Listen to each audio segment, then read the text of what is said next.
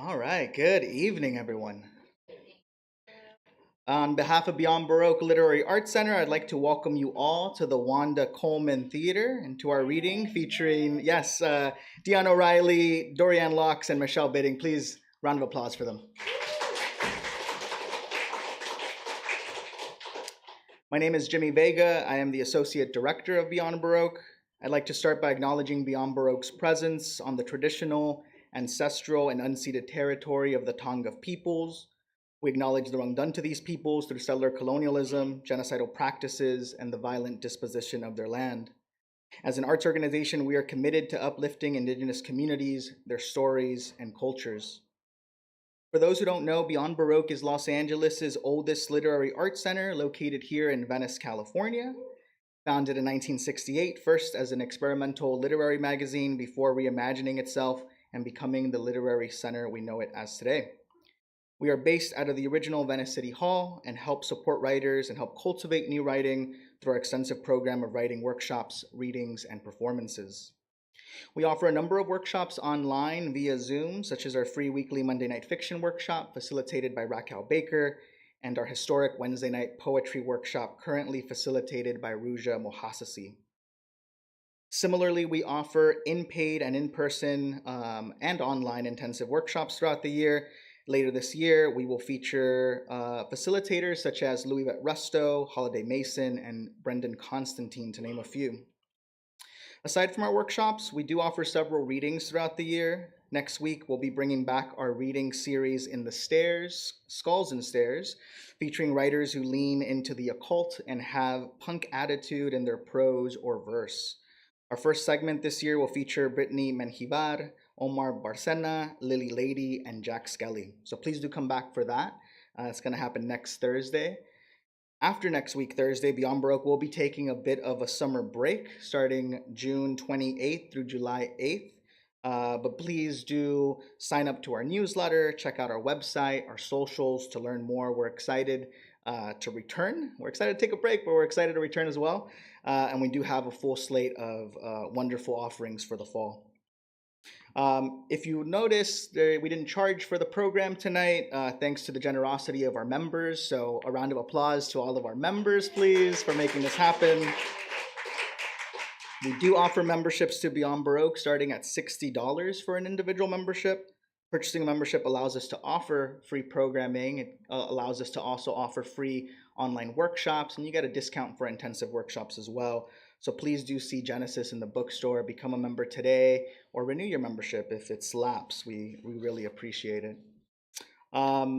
Before we get into it, a big warm thank you to all of our staff for making this possible. Quentin Ring, Ivan Salinas, Eric Alberg, and the booth, Genesis Perez. Thank you for all you do.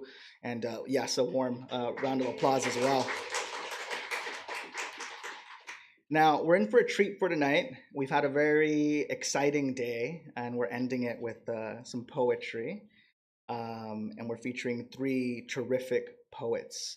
The first up being Dion O'Reilly, the author of three poetry collections, Sadness of the Apex Predator, Ghost Dogs, and Limerence, a finalist for the John Pierce Chapbook Competition, forthcoming from Floating Bridge Press. Her work appears in The Sun, Rattle, Cincinnati Review, The Slowdown, Alaska Quarterly Review, and elsewhere. She's a podcaster at the Hive Poetry Collective, leads poetry workshops, and is a reader for Catamaran Literary Quarterly. She splits her time between a ranch in the Santa Cruz Mountains and a residence in Bellingham, Washington. We do have Sadness of the Apex Predator in our bookstore for sale, and I'm sure that Dion would love to sign them after the reading. Please, a warm welcome to Dion O'Reilly.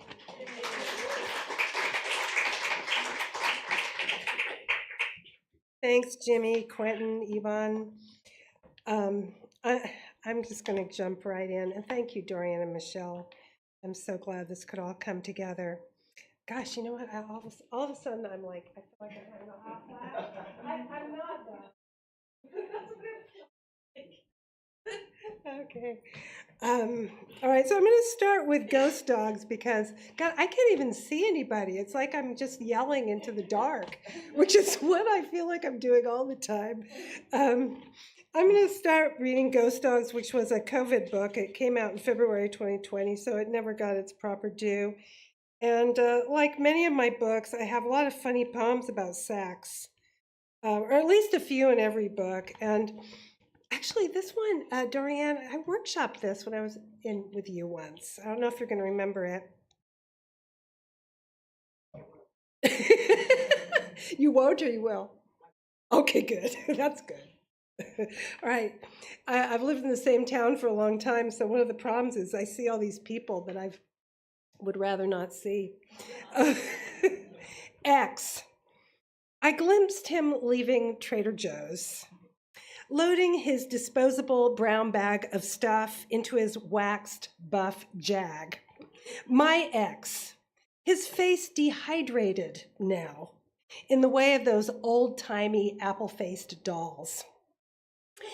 This was the guy to whom I cried as we did it, "Take me any way you want me." So loud an exaltation that it carried for acres into the neighborhood chapel where it shivered the sainted windows, all the way into abandoned apartments, awakening tweakers with their smoky pipes, into the fragrance of espresso bars serving absinthe and squirts of whiskey syrup, the pierced baristas pausing as they plunged the steamer rod into the teased up milk. That's how it is when you're a woman in your prime. You vocalize, especially after all the years I spent with a man who walked out the bedroom door while I waited in bra and panties, posing to show the curve of my waist, the peach lace of my Victoria's Secret, my jars of vulva balm going rancid on the bedside table. After my great plague of nothing, the first to uncork the fine champagne of my lust, there he was again, his blotched arms heaving Frisky's cat food onto the smooth leather of his back seat.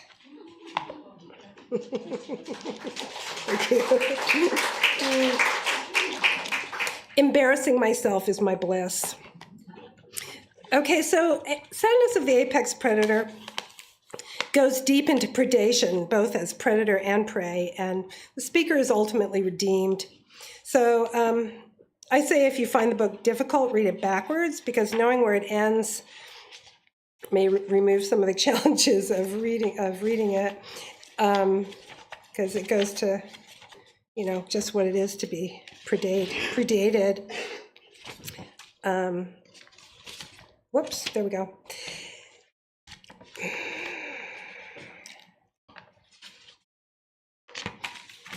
So the first poem is kind of zoomed out. The first section is a zoomed out historical context to predation, kind of big picture. And this first one was written during George Floyd, COVID, and there was a fire going on. And that's when I wrote this one. There was smoke in the sunrise. It glitzed the vinyl floor, an oxblood hue. Outside, a clatter in the naked snag, crow calls like stilettos on blacktop.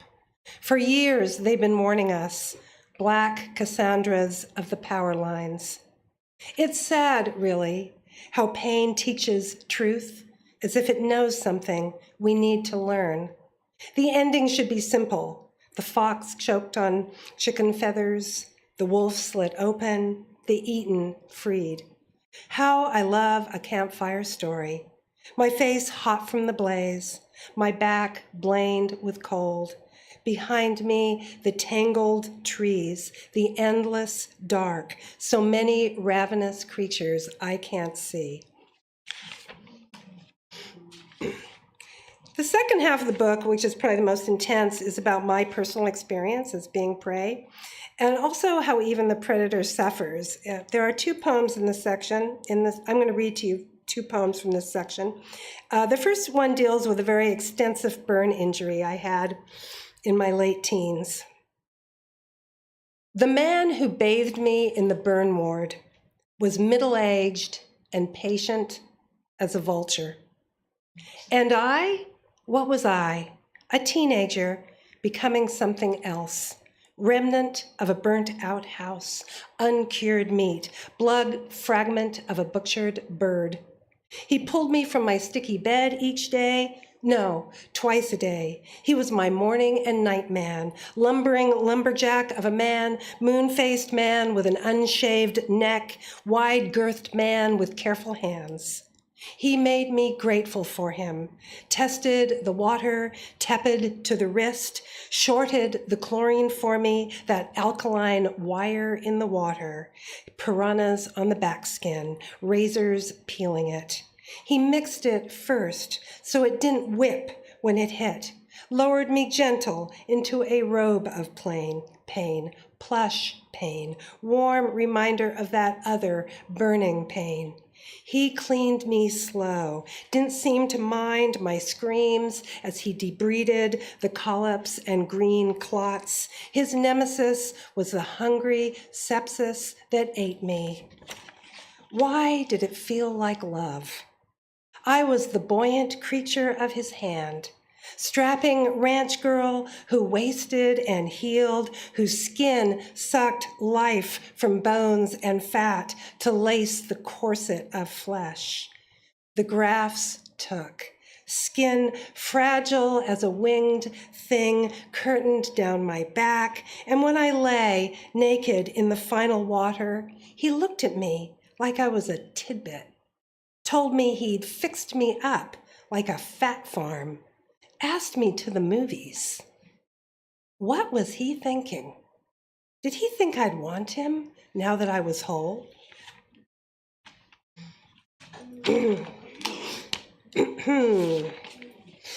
That was an odd moment.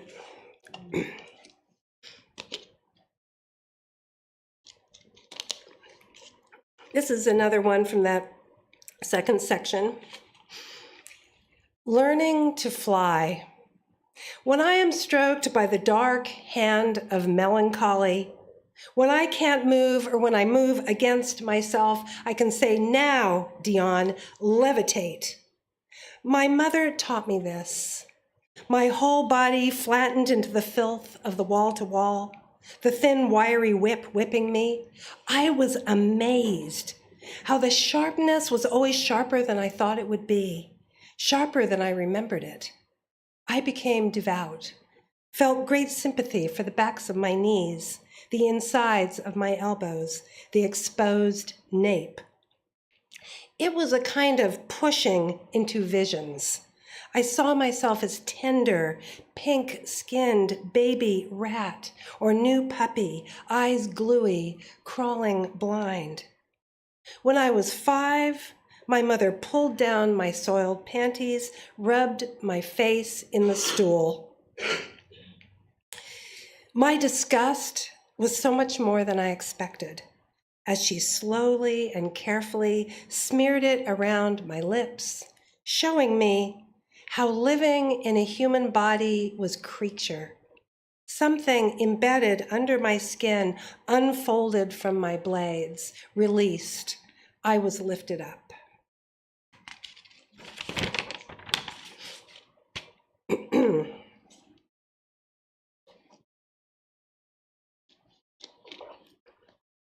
think I'm going to read one that I wasn't planning on reading.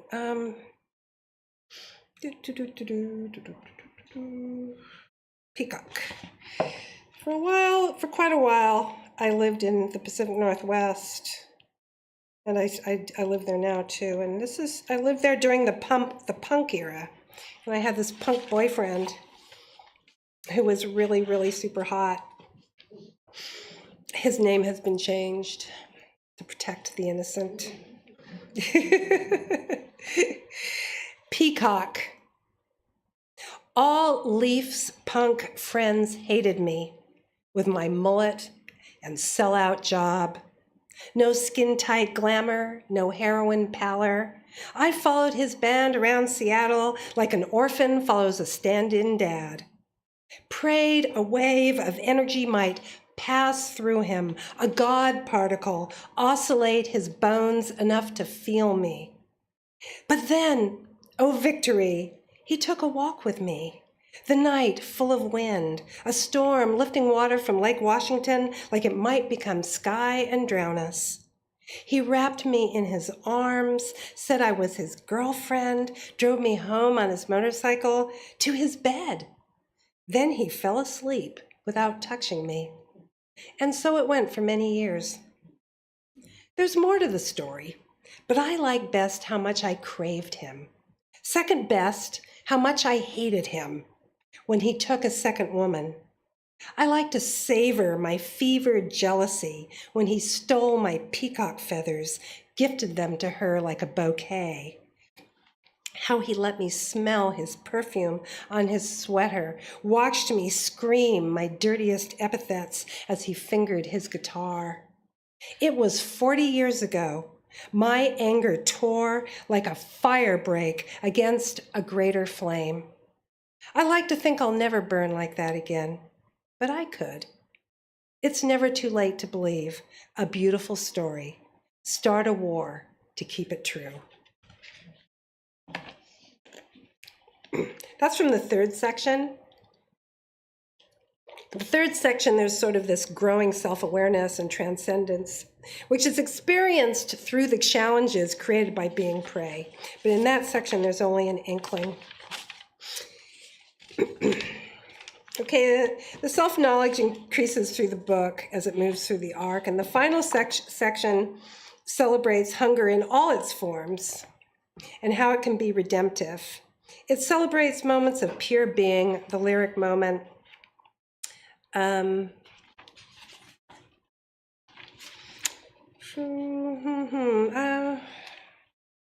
don't know. Do you guys want do you want another dirty one, or I don't know? Should I read Pussy Neck Ode or Accidental Fuck? They both sound promising. I've never read Pussy Neck Ode aloud. Okay, let's hear it. All right. This was actually my daughter gave me this as a challenge because I was talking about bemoaning my neck, and she goes, and I said what I think it looks like, and so she said, why don't you write an ode to it? Maybe you'll feel better about it, and it worked. And so here we go, Pussy Neck Ode. God, this is going to be hard to read. Vagina neck, twat gullet. Neck with brain wrinkles that yank me from hallucinations of my unsagged past. Pussy neck, you reveal what was hidden. Secret winkle, tide flower, fuzz dimple. I learned to love. Pet, I forgot to look at for years. Jello junk, I still squeeze before I fall asleep. How did you travel up my country, land at my neck, complicate the frontier between chin and throat? Oh, folly, thinking my parts are singular, that my baby hatch, my eensy twig of split-second joy, my pea whistle, are different from any other piece of me. I should have known. The puss is not strange, not unique. She knew the sister snatch, the similar mouth, ruby split with lips and spit, the other tunnels, one so close of sleek and diverse pleasure, all leading to the deep of me. Pussy neck, you puckered just at the moment when the spiced bloodlet, the moon-timed harvest, the leak out from the empty sack finally ceased. When age heat flushed me. Oh, pussy neck, flower below my face, last blossom of the drooped vine, trail of the body's falling star. Yo, you like that one? Pussy necks, yay! Hooray for pussy necks! Cute. Okay, so then, at the end of the book, there's, I guess my poetry kind of falls into mean mommy poems, sex poems, and poems of transcendence. All like spiritual transcendence. Those seem to be the main categories. And here's sort of a transcendent one toward the end. How to dress wounds. Insist on entering cathedrals. The window colors sliding through flesh. Feel them clockless, the centuries laboring toward God filling you like breath. Remember, what happens, happens slowly. Listen to something small as a butterfly shivering the back of your skull. Look at your unmanageable body as the plant sees the sun, complete devotion. Day after day, drag yourself to the same altar, drink and eat as best you can, forgive the imperfections on the skin of fruits, the unblessed meat. Awaken to light moving through curtains. Sleep the way horses canter through dark trees, riderless, until they forget their horses. That's it. Thank you. Thank you, everyone.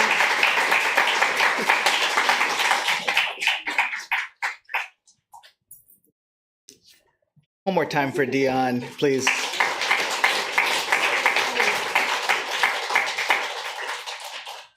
Up next, we have Michelle Bidding, who was shortlisted for the 2023 Craft Character Sketch Challenge, the 2020 Montreal International Poetry Prize, and a finalist for the 2021 Paterson Prize and 2020 Read Magazine Edwin Markham Prize. She's the author of 5 poetry collections, including Nightmares and Miracles, winner of the Wielder Prize, and recently named one of Kirkus Review's 2022 Best of Indie. Her chapbook, Dummy Ventriloquist, is forthcoming in July from C&R Press. We do have a sign-up sheet if you do want to receive the chapbook later this year in the bookstore. Recent poetry appears on the Slowdown, Thrush, Cleaver, the Poetry Society of New York's Milk Press, and is featured as Poem of the Week in the Missouri Review. Bidding holds an MFA in creative writing and a PhD in mythological studies, emphasis poetry and psychology. She is writing a novel that centers around Los Angeles and her great-grandmother, stage and screen actor Beryl Mercer, and a senior lecturer in creative writing and literature at Loyola Marymount University. Please, let's give a welcome to Michelle Bidding.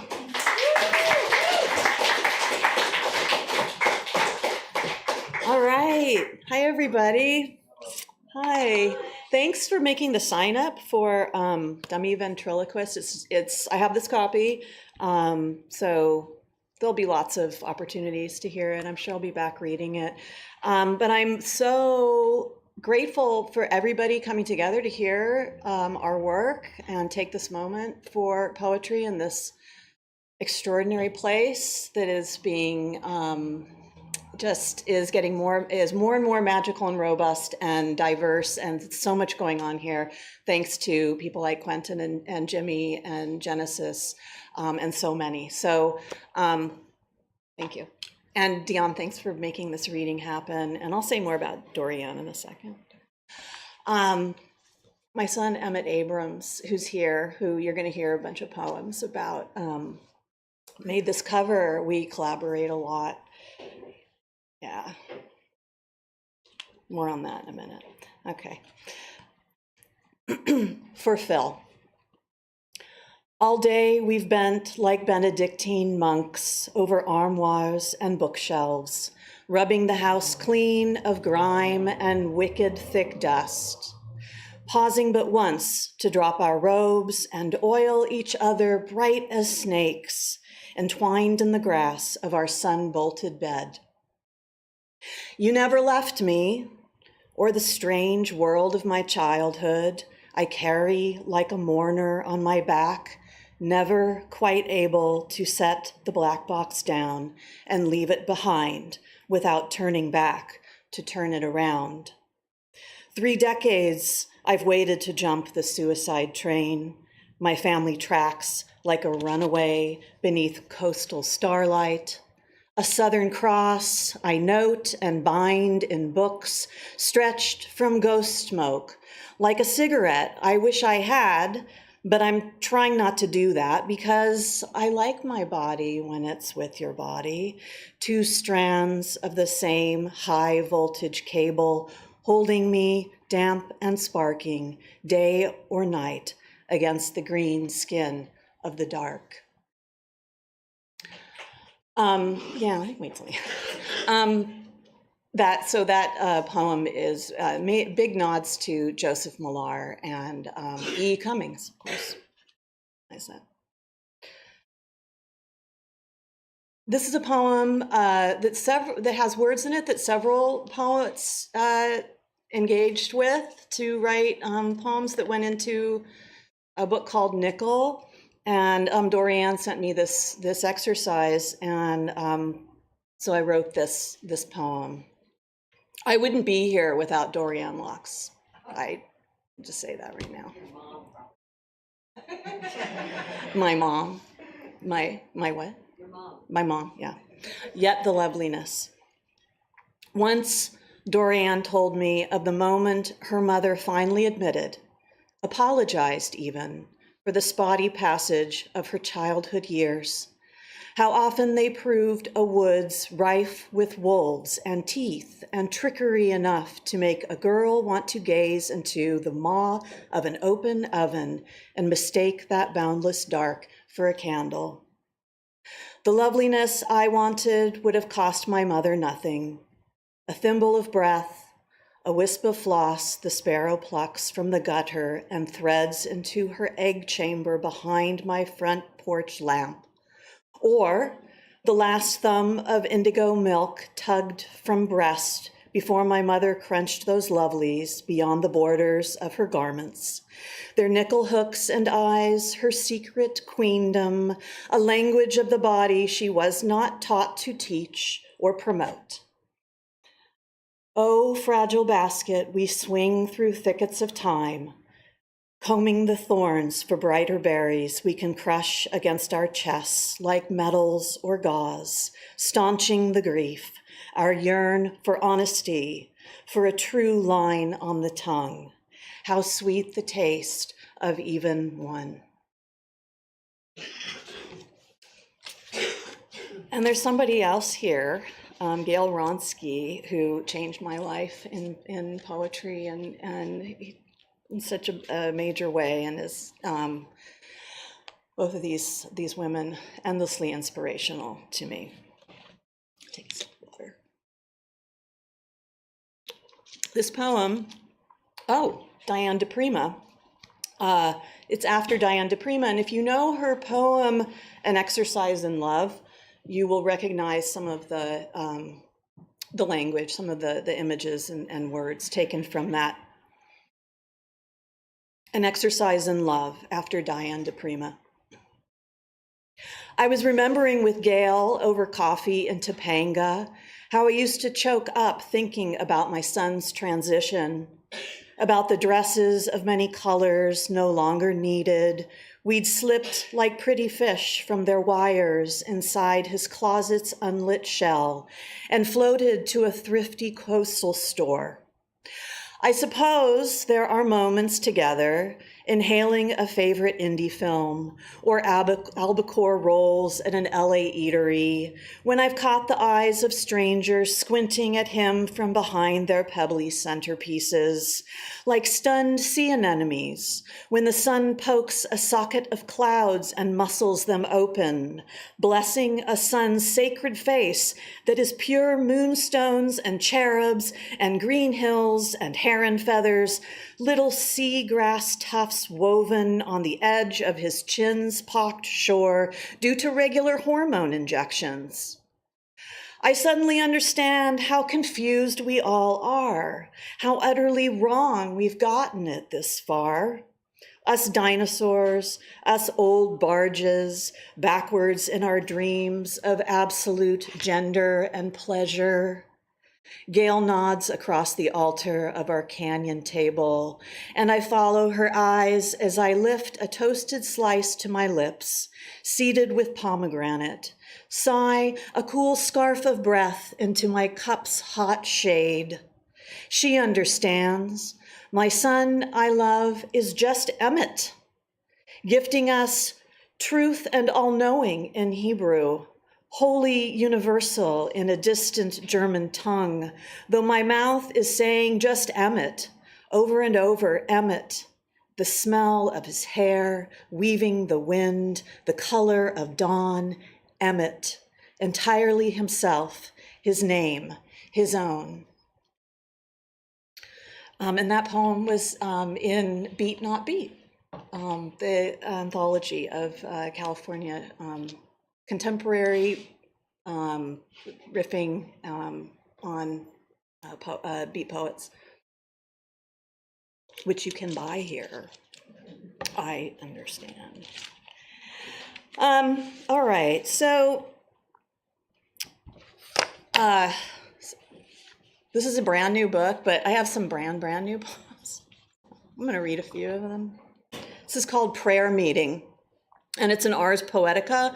For anybody who doesn't know, that's a poem about writing or making of a poem, with a line by Terence Hayes. I wanted to start with the orange light and end with the lemon tree. The old Ford was a lemon, and I wanted the dashboard's flashing emergency to denouement into a poet's stately haiku, ripe fruit resting at the end of a heavily winnowed branch, looking to be plucked or simply contemplated, depending on if you are here to appreciate miracles or slice them open, drizzle honey and suck the dueling notes of sweet and sour until you're a fusion of flavored smoke inside the beekeeper's billow. I have been that unafraid, and I have welcomed the inspection of my hives. How often they make no sense while admitting a chemical order. The poem as life, as moment propped on a stem of green nutrients, unveiling its sting. Pieces of puzzle made into keys for unlocking bones of the inscrutable self, or hole in the mirror, which is reason to search my glove compartment for a manual to fix anything, so we can get somewhere. Pages rifled that connect signs and sounds with a feeling inside, like a psalm taking flight over the weeping fields where blackbirds are sleeping. A poem, the Bible or muse, open to interpretation, scripture as invention that comes in handy, say my relatives from the Cleve in the middle of the country. A new view, like a miracle they say can happen. And I agree, in the same way, I know gods might appear out of nowhere. Even this small flock of neon green parrots flashing early along winter skies, boisterous and flamboyant as emerald matadors shaking sequin sleeves across an eternity of air, or the wet and trembling jewels of late November rain. Ecstasy, and a man surprising himself, naked and wild, leaping from the tub where the gold of unknowing is more precious than its mineral value, with the weight of what's suppressed in the waiting. How it was then that the Volta made her dramatic essence known inside a buzzing cacophony of praise and fluster, noise falling away like ready lemons from a limb. Time stopping as when a haiku breathes or spreads its momentary feathers.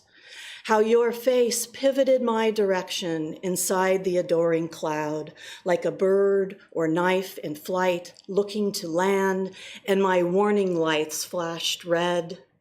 My comportments opened, instruction pages laying themselves bare, holy as apparitions.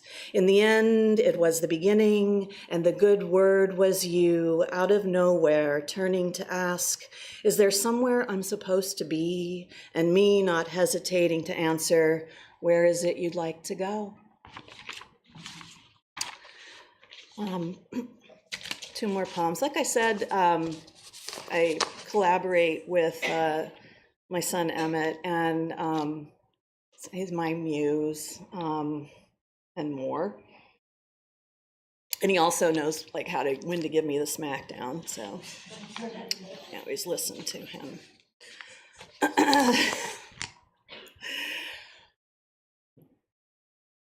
My son sleeps off the chemo while another city's under siege. And I want to go back to the moment before the bombs fell. to glass on shelves rattling dust. I want to go back to children with hands raised and clasped in a singing game, in a circle like a bell with laughter sparking light as it orbits a yard or a body or a cupboard or a building's spontaneous tomb.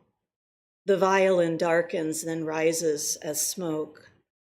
I want the just before, the young ones in pink and chartreuse leggings, in striped and daisy jerseys, tilting their faces to the complicated moons of older girls beaming back at them, to heads circled in silk and signaling worry, the spade of memory already driven deep into a sky of graves where the aim is true as blood speeding through linked fingers or my child's flesh-made hands, or a song humming along a warm mouth 1 minute, then not.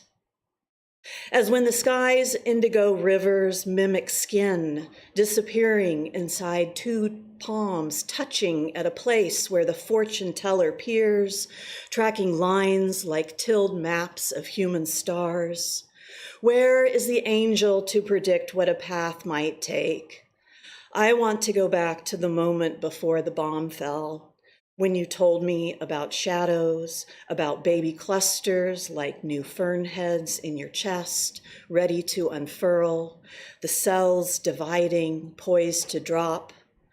And after, what it would come to, the chemical gold, the toxic terror we deploy to stop them, how it's here that everything goes murky, goes to boiling black eclipse. And I keep wondering where the arms are for wrapping time, for keeping death swaddled tight, a stillborn thing to be flung from high and far off, where no wings, no singing, no teeming innocent life could ever be expected, could ever be left to break its fall. Thank you. Last poem. This poem, I was very moved by. I was really taken by a poem recently that David St. John wrote called "Prayer for My Daughter," and I went, okay, I have a poem, and so I read his a few times, and then I said, okay, well, I'm gonna put that away, and now I'm just gonna try and write this poem. So thanks, David. Ode to my son's birthmark. Stork bite, angel kiss, salmon patch of blush, epidermis, pink palm print pressed to the back of your head and hidden until you merged with the light outside my insides. Summer flooding the hospital room in the city of St. Monica, patron of mothers and famous for cheering son Augustine along his fraught illustrious path. And isn't the world just like that? Mothers versus death since forever, as we've followed it in history books and life, and certainly since you arrived on this planet, so breathtakingly artful in its design on evils and delights, on miracles and mayhem, and shame on us, and on me, forgetting your skull cap's masterpiece, the field of Rorschach strawberry where I'd plant my lips so often, letting your follicle fragrance fill me, a grace-given thing, this infant essence, fecund and flesh-scented, the bread of stars if they could exhale like animals, like the breath of heaven really, then the unseen illness, the taking of pictures, the requisite shearing of locks grown long in your young adulthood. I saw it. The good friends flying in with their weed and spirits, their laughter and raucous playlists, the ceremony of love your goofy lot performed, first braiding, then snipping, then shaving your head to its nubby minimum so the chemo could not get there first, that fucking devil we'd bless and curse as it snaked its orange burn around your body in the coming weeks and months. and how the shearing brought the mark into view, the rouge kiss of a long-lost lover peeking through your homemade beanie knit by a family friend from the church we don't visit anymore, not even on holidays, or to pray in pews under stained glass. Those ocular openings in the neo-Gothic vein since medieval shot, where divinity streams through. Oh, you brave and worthy knight, your body a cathedral, your bones holy relics, humming the hymns of coming health. And weren't we the ones back when, always first to the healing rail? Our heads bowed to receive the woo-woo spirit, where most were too proud or embarrassed to kneel or believe, but we knew that the things worth knowing are not the things we know. And when God is gone, it means church is everywhere, and water might turn to wine and stones to gold. And the greatest moment in the service was when everything stopped and the veil of words dropped like a curtain of hair falling, and the people turned to touch each other, saying, "Peace be with you, and also with you." Their trembling hands, a little like newborn roses opening to morning after the shadow of night has passed. Okay, thank you. I'll do it. Michelle Bidding, folks, give it up.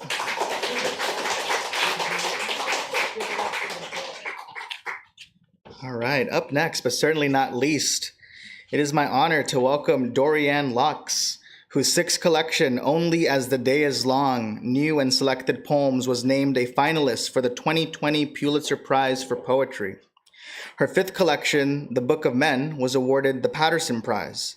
Her fourth book of poems, Facts About the Moon, won the Oregon Book Award and was shortlisted for the Lenore Marshall Poetry Prize.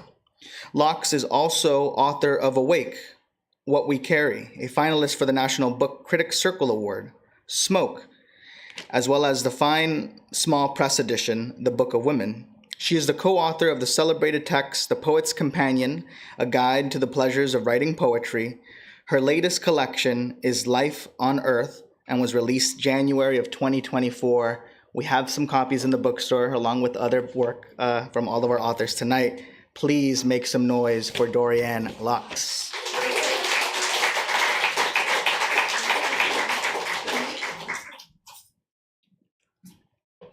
Well, it's really nice to be back at Beyond Baroque, which I read at years ago. I remember standing behind these purple curtains at one point.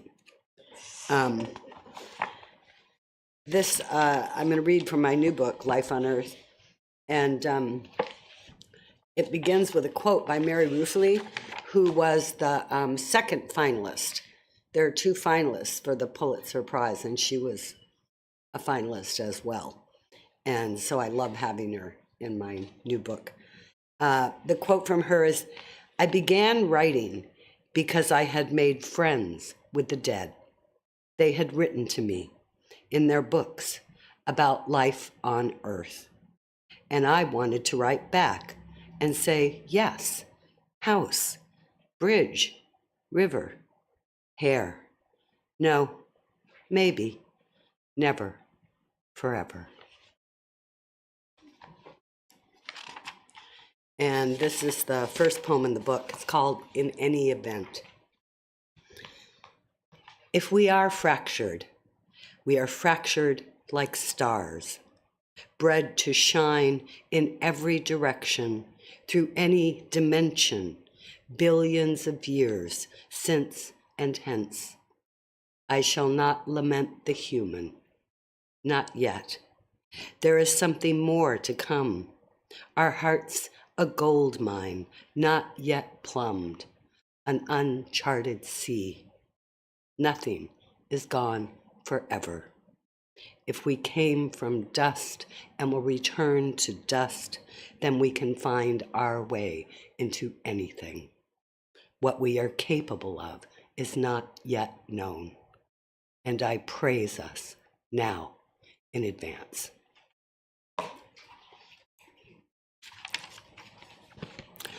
And I wrote the new and selected, and there were 20 new poems about my mother in that. And afterwards I thought, this is great, I can stop writing poems about my mother. And then I wrote a new book, and the first book in the poem is about my mother. And I realized she will never be gone from me, and I should just give up. This is called Spirit Level, which I'm sure you all know is that little instrument you use to keep house parts level, so that, you know, you don't build a crooked house. And it begins with an epigraph from Gary Snyder, and he says, when making an axe handle, the pattern is not far off. Spirit level. My mother was either horizontal on the couch or vertical, a plumb line from her spine to the top of her head to the ceiling that spins when she drinks. Alcohol and an air bubble trapped, sealed, and fixed inside her. Her face carved slowly from a tear in the wood. My mother was once a spirit in this world. Once she breathed for me, above me, beside me, behind me. Now I feel her warm breath on my neck summer nights, peering over my shoulder as I write every poem, whispering, let me in. I let her in.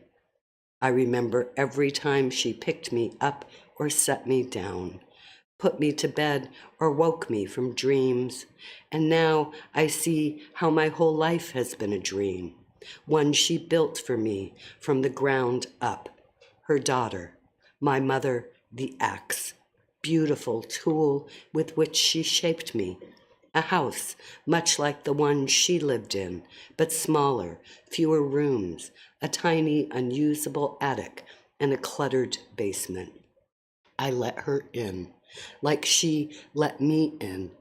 She became my carpenter, stonemason, and bricklayer, piling me up cell by cell, the blade that shaped my legs, my arms, my surveyor, millwright. She used herself as a template, her genes tough, her organs elastic, her eyes and nose, forehead and mouth. And when her body, from which my body was made, was slipped into the hot retort, I burned too. She refused the beveled casket, the oiled mahogany box, last drawer for the dead, wanted only the fury of fire, the blue-white flames unmaking her with their licking tongues. House her grandmother built, and her grandmother before her, all of them giving what they had been given. The hardwood floors, staircases and banisters, their deepest cupboards, their heavy doors flung wide so the breeze I would be could blow through.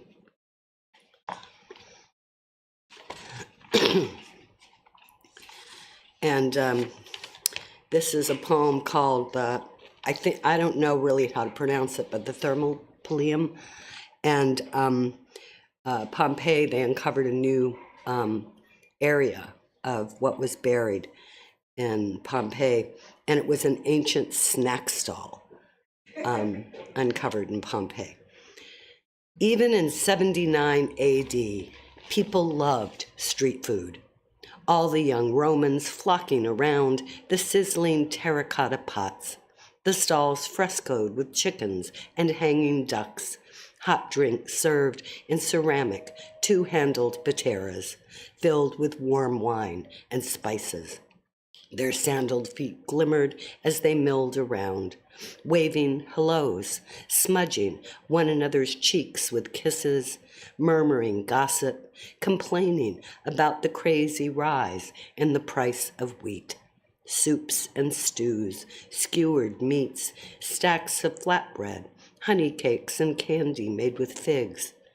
They sprawled on the steps or sat near a neighbor's open door, stood under a blur of windows, someone playing a lyre, barefoot children singing the Ode of Horace. Just like New York, before the pandemic, before the many retreated and retired to their living rooms to watch the news on a loop, alone with a cat or dog, a furry stay against the nothing, nothing, nothing of loneliness, their dreams, a passport to fear.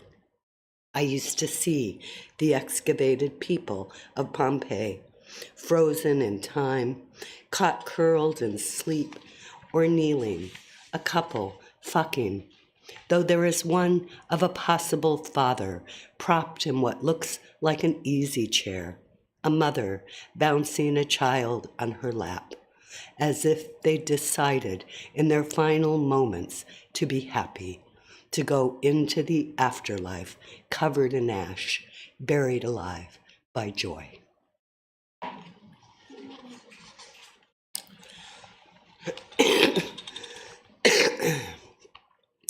Winter brother. These nights I walk out and look up at Orion, my winter brother, spellbound each time I trace him to wholeness from the star on his right shoulder to the star on his left, down to form his torso, lower down his little skirt. I know his right hand holds a club, but I replace it with two splayed arrows pointing up. In his left, a lion's pelt that for me becomes a bow, from hunter to archer, just like that. And why not? Whoever made him up is lost to history's shimmering distance, and I'm here now in my dark backyard, a splash of gold sibling lilies glowing at my feet. I like to think he's my older brother who died far from home on a lonely road, his broken body found in a muddy gutter, swollen with rain. That's how it is down here on the death-packed earth, where nothing is eternal. The body's buried, haunch to haunch, beneath the indifferent dirt. I remember his handwriting on a postcard, the lines squashed between the address and the card's cut edge. I miss you. I love you. I saw some sights today you wouldn't believe. On the other side, a wall of stacked bricks, a statue of Karl Marx's fat head. Oh, Karl Marx's fat head. Uh-oh, somehow I lost the page. His beard of gray stone. When he died, I felt alone. Some part of me went cold, some echo following me like a false star. So I lifted my brother into the sky where I could ride on his belt as he strode over the 7 continents, sharing an eyedropper of water between us. So I don't know how that happened. I turned the page and it was a whole other poem. But luckily I remembered those lines.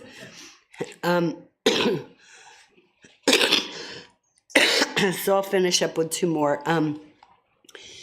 My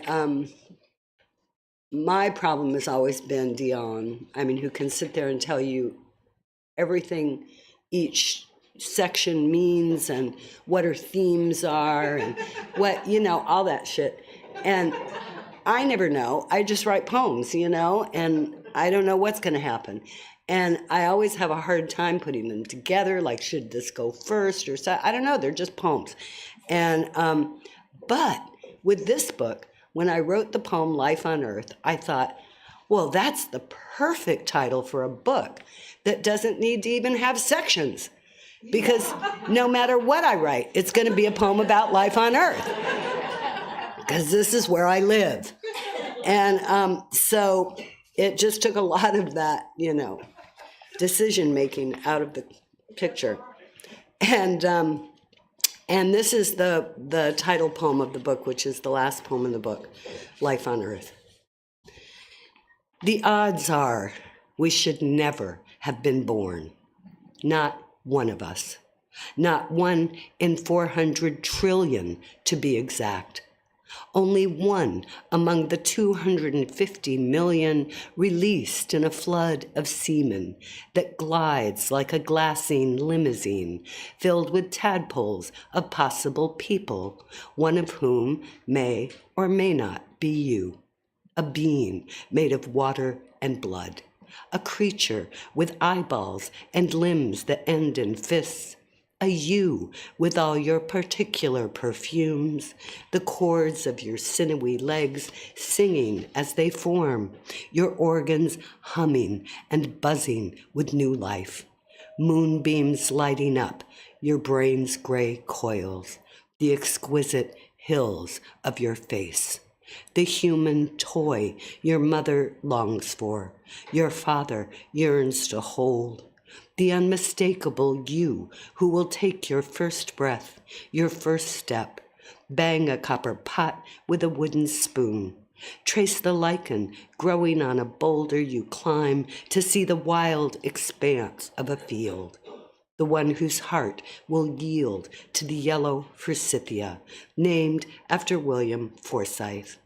Not the American actor with piercing blue eyes, but the Scottish botanist who discovered the buttery bells on a highland hillside blooming to beat the band, zigzagging down an unknown Scottish slope. And those are only a few of the things you will one day know, slowly chipping away at your ignorance and doubt. You who were born from ashes and will return to ash. When you think you might be through with this body and soul, look down at an anthill or up at the stars. Remember your gambler chances, the bounty of good luck you were born for.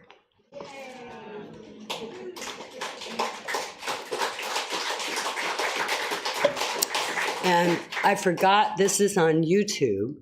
So for all you YouTubers out there, I just want you to know my book, Finger Exercises for Poets, has been released early. So I want you to all run to your local bookstore and go get a copy. This one is very, very wet because I was at the airport and they sold me a bottle of water that was in some kind of tin can or something. And when you put the lid back on, it didn't really seal. And then I put it down on my bag and all my books got soaked from the water. And I didn't have any more water. And then this is my reading copy of Life on Earth. And if you'll notice, this one is also soaked. But this was from a long time ago. I mean, I just seem to want to put books in water. And just to see if they'll mix, you know, what will happen. And so thank you for listening to these little arcs on the waves of poetry.